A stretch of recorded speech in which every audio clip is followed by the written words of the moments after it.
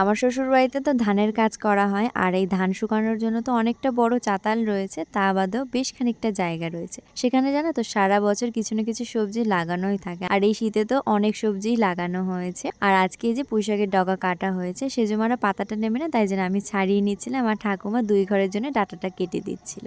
আর এইদিকে আজকে ধান সিদ্ধ করা হচ্ছে। আগের যে ধানটা ছিল ওইটা আর কি গুটিয়ে নিয়ে বস্তা ভরে গোডাউনে রাখা হয়েছে। আর কালকে ধান ভাপ দিয়ে আজকে ধান সিদ্ধ করা হচ্ছে।